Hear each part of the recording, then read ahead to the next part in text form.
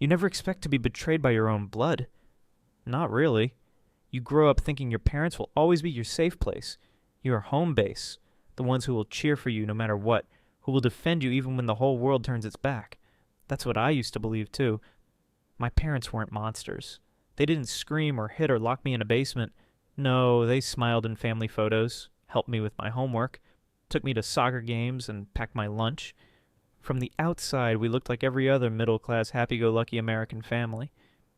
But there's a kind of neglect that hides behind politeness, a type of cruelty that's harder to see because it wears the mask of normalcy. I didn't grow up hated. I grew up invisible. My little brother was the golden child, the athlete, the charmer, the one they bragged about to neighbors and coworkers. I was just there. I got good grades, never got into trouble, but somehow that made me easy to forget. Quiet. Self-sufficient. They called me the responsible one, they called me.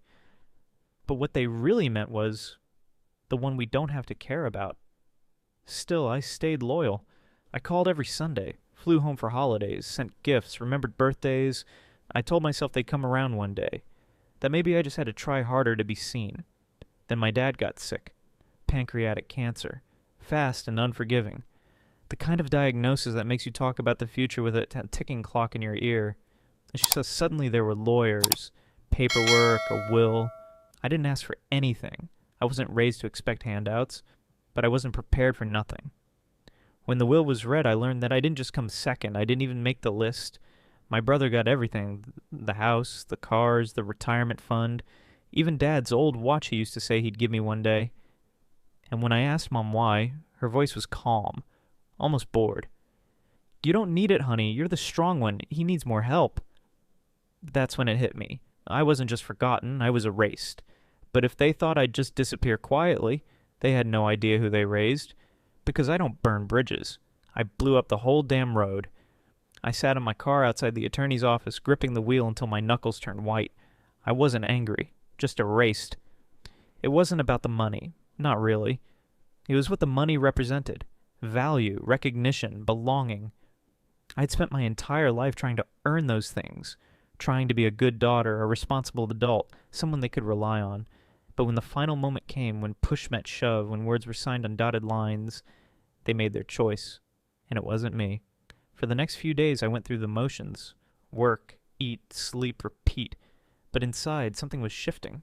Something quiet, dark, coiling up like a storm that I didn't yet know how to name. My friends asked what was wrong. I smiled and said I was tired. My boss commented on how focused I was lately. Driven was the word he used. I almost laughed. If only he knew what I was driving toward. I tried to stay distant, to process things alone, but my mother didn't give me that space. She called 3 days after the will reading, acting like nothing had happened. She asked about my job, talked about the new curtains she bought. Then, as if dropping a casual request, she asked if I'd be coming home for Thanksgiving. Home. That word is different now. I told her I didn't know. I asked carefully if she understood how the will had made me feel. Her tone didn't change. It stayed cheerful, flat, almost condescending. You're doing fine, sweetie. You've always been so independent. You don't need anything from us? Your brother? Well, you know he's had a harder time. Harder time? This was the same brother who crashed 2 cars before age 25, who borrowed money and never paid it back, who couldn't hold down a job for more than 6 months, and whose latest girlfriend had posted a video on TikTok about how to get men to pay your rent. Meanwhile, I'd worked my way through college with 2 jobs, graduated with honors, built a stable career, and never once asked my parents for help. I'd paid their electricity bill once when they were late and sent them groceries during the pandemic. I remembered every birthday, every anniversary, every little occasion, and they always forgot from me, but none of that mattered, because he needed more, because I was the strong one. I hung up, not out of anger, but finality. It was the moment I realized I wasn't part of their future. Not really. I was a backup generator, only useful when things failed. A plan B, a safety net they no longer needed. Weeks passed, I didn't call. Neither did they. It was like I had finally disappeared the way they had always wanted, and maybe that should have hurt more. But in a strange way, it gave me clarity. Then I got the email. My brother had moved into our childhood home, the house my dad and I had painted one summer, the kitchen where I learned to bake with my grandmother, the yard where I buried my first dog. He had gutted it, ripped out the garden, tore down the porch swing, replaced the oak table with some sterile, modern thing that looked like it came out of a dentist's office. He sent pictures to the family group chat I was no longer part of. A cousin forwarded them to me, and in one of the photos I saw it. The treehouse. Gone. My dad and I built that treehouse when I was 8. It was ours. He once said, "This is yours, kiddo. No matter what happens." My brother tore it down and sold the wood. Said it was rotting and in the way. That was the final crack. The moment the numbness gave way to something else, something hot and sharp and alive. Not just pain, not just grief, rage, but it was the cold kind. The kind that plans. The kind that doesn't scream or slam doors. I didn't want revenge for the money. I didn't even want their love anymore. I wanted the truth. I wanted them to feel what I had felt, forgotten, discarded, overlooked. And most of all, I wanted to make sure they never ever erased me again. I didn't wake up one day and decide to destroy my family's image. It wasn't some movie moment where I stared at myself in the mirror and said, "It's payback time." It was slower than that. Colder, like ice forming on the surface of a still lake. Quiet, methodical, and inevitable. It started with detachment. I stopped wondering if they would call. I stopped checking my email for some apology that would never come. I stopped caring what they thought of me. Instead, I focused on me, on rebuilding the parts of myself that had spent years trying to earn their approval. I started therapy. At first, I felt shame for even needing it, but over time, therapy became the one place I didn't have to pretend I was okay. I cried, I raged, I processed, and then I got to work. Not revenge, not yet. First, I had to rebuild myself. I focused on work, earned 2 promotions, and rebuilt a life where I was finally seen for who I was. And for the first time in years, I felt powerful. But the past has a way of clawing its way back into the present. One night I was at a fundraising gala for a nonprofit I had helped support. I wasn't expecting to see anyone I knew, but halfway through the evening I turned around and saw her, my mother. She was holding a glass of wine, talking to one of the board members, laughing, charming, performing. I almost walked away. Almost. But then I heard her say my name, not with pride, with pity. She was telling the woman beside her that I had always been so independent, that I had never really fit in with the family, and how proud she was of how I made it on my own. And that's when it clicked. They weren't ashamed of erasing me. They were using me. Using my success as proof that their parenting worked, that their decisions were justified, that even when they cut me off, look how well I turned out. I smiled, not out of joy, but because now I knew exactly where to strike. Over the next few months, I quietly gathered everything I needed. Old emails, texts, financial records. I already had screenshots of messages where my brother had borrowed money from me over the years and never paid it back. I had proof that I had contributed to household expenses, even while being written out of the will. Oh, they pulled together every forgotten receipt, every thank you note, every family photo they had cropped me out of on social media. I wasn't going to expose them out of spite. I was going to dismantle the narrative they had built, but I didn't want to do it impulsively. I wanted it clean, surgical, and poetic. So I created something, a blog. Not under my real name, not even under a fake one. Just a title, The Forgotten Daughter. No faces, no names, just stories. Each post detailed another memory, another act of erasure, another moment when I was pushed aside. It wasn't bitter. It wasn't angry. It was honest, raw, quietly devastating, and people began to read it. Then they began to share it. Soon a few viral tweets picked up the link. Then a local journalist reached out saying the blog reminded her of her own childhood. She asked if she could quote it in a piece about invisible children in traditional families. I agreed, anonymously. The article exploded, and the comments started pouring in. Hundreds of people said it felt like someone had put their own story into words, that they had never been able to explain their pain until now, that they finally felt seen. And my family? They had no idea. Until my brother's girlfriend tagged him in the article, laughing about how this girl sounds just like your sister. He confronted me, angry, confused, defensive. He said I was making the family look bad. I looked him straight in the eye and said, "No, I'm just telling the truth. If the truth makes you look bad, maybe that says more about you than it does about me." He told my mom. She called, crying. Not apologizing, crying. About how this was embarrassing and how I was airing dirty laundry. I didn't yell. I didn't cry. I simply said, "Now you know how it feels to be publicly forgotten?" And I hung up. I wasn't done yet. But that was the moment they realized something had changed. I was no longer begging to be seen. I was the one holding the spotlight now. Transformation doesn't happen all at once. It creeps in quietly, sometimes disguised as silence, sometimes as exhaustion. After everything with the will and my family's indifference, I didn't immediately bounce back. I unraveled first. I slowly disconnected. No more texts, no more birthdays, no more scrolling their lives like I still belonged.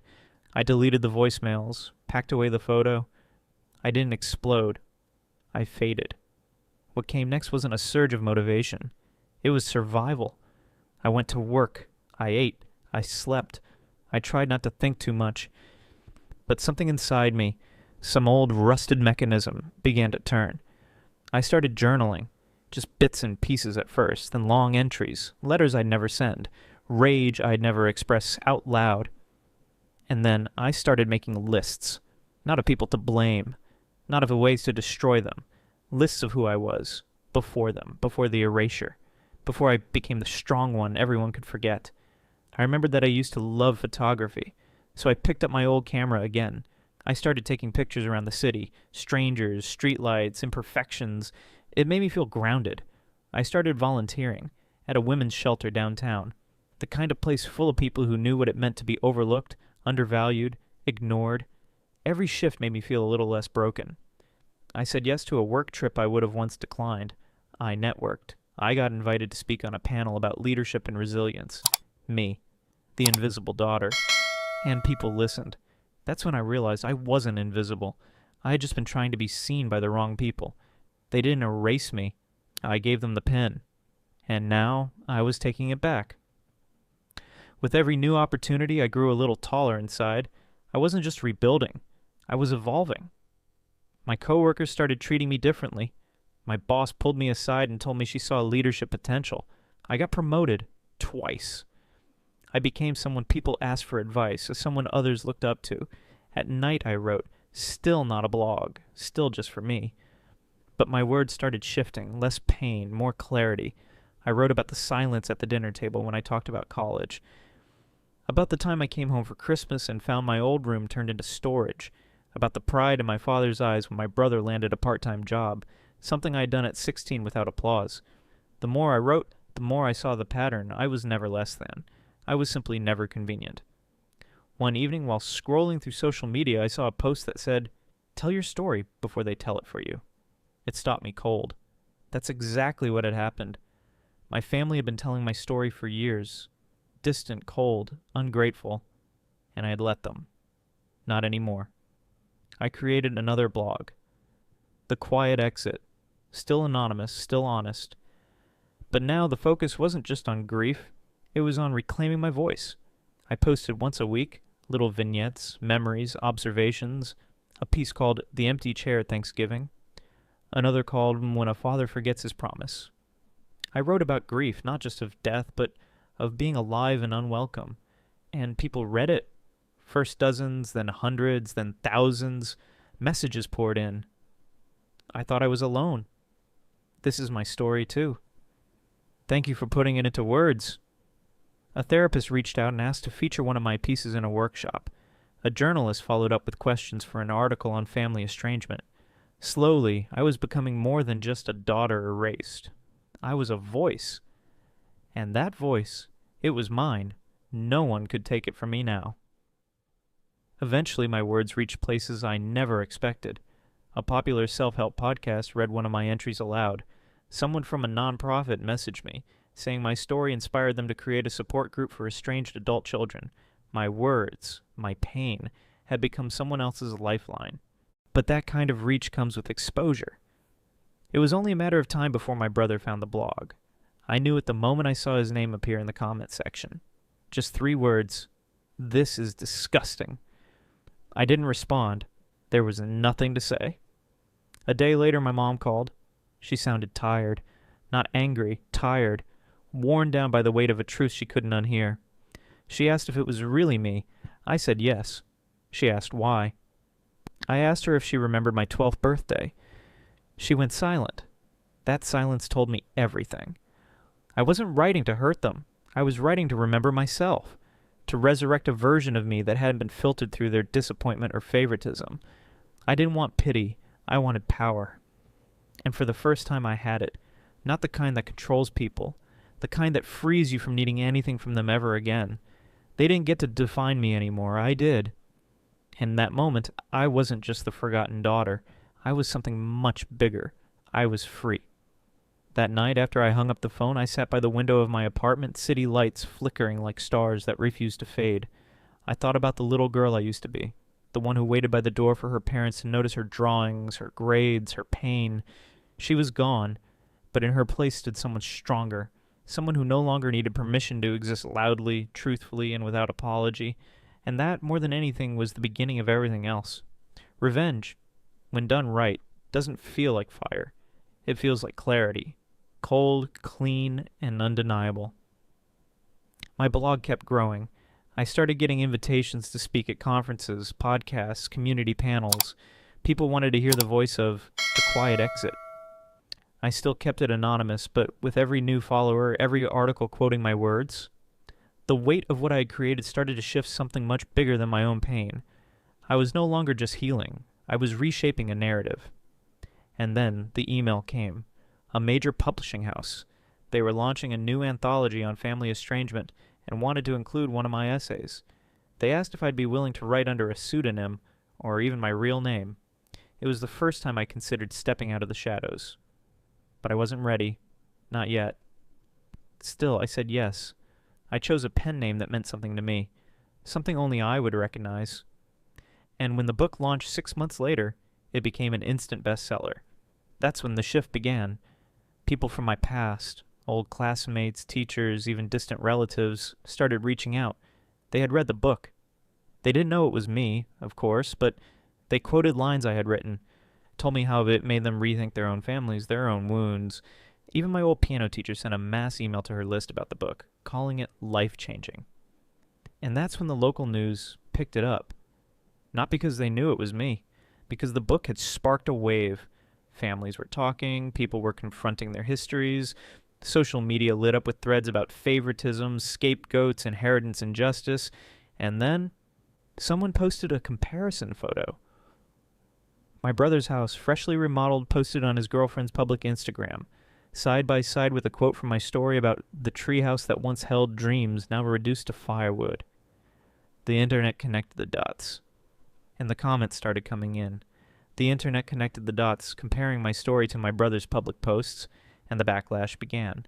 They found my mom's Facebook posts, praising my brother for being such a rock after Dad passed. They found old interviews she'd given to local papers about family strength and how both her children were doing well, though there were never any photos of me. Not one. I was the daughter that didn't exist. People began commenting directly on their pages. Some were gentle. Hope you've made amends with your sister. Others were brutal. Imagine being so selfish you erase your own child. My brother's girlfriend turned her Instagram private, then deleted it.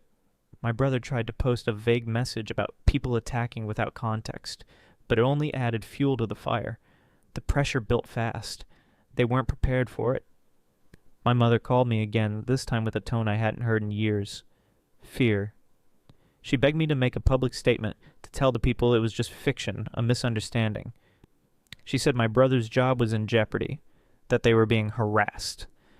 I didn't scream. I didn't argue. I simply said, now you know what it feels like to be unseen. And I hung up. The thing about revenge done right? You don't need to lift a finger. You just let the truth speak louder than the lies. After that call, I didn't hear from my mother again for weeks. No voicemails, no texts, nothing. But I kept seeing the ripples. My brother lost a major client at work. Apparently, the client's daughter had seen the viral thread and refused to do business with someone who disrespects women. His girlfriend, well, ex-girlfriend now, publicly confirmed that yes, the story was about their family. She said she was tired of pretending and that she'd always felt uncomfortable with how they treated his sister. That post alone had over 100,000 likes. My aunt sent me an email out of nowhere. She hadn't spoken to me in years. She said, "Oh, I'm sorry. I didn't know it was that bad. I should have done more." I didn't respond. I didn't need to, because by then I had already decided I wasn't going back. Not for an apology, not for reconciliation, not even for closure. I'd already built a life that didn't require their approval, one where my voice mattered, one where I was no longer the forgotten daughter. I got an invitation to speak at a national event for adult children of estranged families. I flew out, stood on that stage, and told my story. Not the sanitized version, but the real one. When I finished, people stood. They cried. They clapped. Some even hugged me after. That applause didn't erase the pain, but it replaced it with something else. Proof that I mattered, that I always had, and that in the end was the only revenge I ever needed. Months passed. The storm faded, as all storms do. Their names stopped trending. The internet moved on. But I didn't. I kept writing, kept showing up, kept living. Every time I received another message from a stranger thanking me for telling the truth, I felt it. That freedom again. The weight of being the family scapegoat had fallen away, replaced by purpose, by voice, by truth. I didn't need revenge that burned bridges. I needed one that built a future where I didn't have to cross them anymore. I never expected peace to look like this. Not silence, not forgiveness, just space. Space between me and the pain, between me and the people who once claimed to love me, but only on their terms. My life didn't become a fairy tale. I still flinch when I see old family photos online. Holidays are still hard. I still wonder what it would have been like if things were different, if they had seen me, chosen me, fought for me. But those thoughts don't swallow me anymore. Now I have boundaries. I have friends who feel more like family than blood ever did. I have a career I'm proud of, a partner who listens when I speak, and a community that grew from the ashes of my silence. My story is no longer a wound, it's a scar, one I carry with pride. And perhaps the greatest closure came not from what they lost, but from what I gained. Because while they clung to a lie, I stepped into truth. While they silenced me, I found a voice. And while they tried to erase me, I became unforgettable. If there's one thing I've learned, it's this. Sometimes the family you're born into isn't your real family. Sometimes the people who are supposed to love you unconditionally are the first to teach you about betrayal, but your story doesn't end with them. You get to choose what comes next. You get to write your own ending. And mine? It started the day I stopped waiting for them to care, and started caring for myself. That's not just healing, that's victory, that's legacy. There were days I thought I'd never feel whole again. Days when I'd see a father and daughter laughing in a park and feel something twist inside me. Days when someone asked, "Are you close with your family?" And I didn't know whether to lie or break down. But those moments became fewer. Because I learned something else, too. Family isn't blood. It's who shows up, who listens, and who stays. I built that for myself. I used to think I needed my mother to love me for me to feel complete. Now I understand. What I really needed was to love myself enough to stop begging for scraps. And I did. I no longer define success by approval. I no longer measure love by an obligation. I define it by safety, by joy, by choice. I created my own home. One where laughter echoes without guilt, where birthdays are celebrated with chosen family, where no one is erased. I don't need revenge anymore, because the life I've built is already the loudest answer to everything they ever tried to deny. That's the thing about the truth. It doesn't scream, it just stands, quiet, unshaken, permanent, and so do I. Have you ever been erased by the people who were supposed to love you most?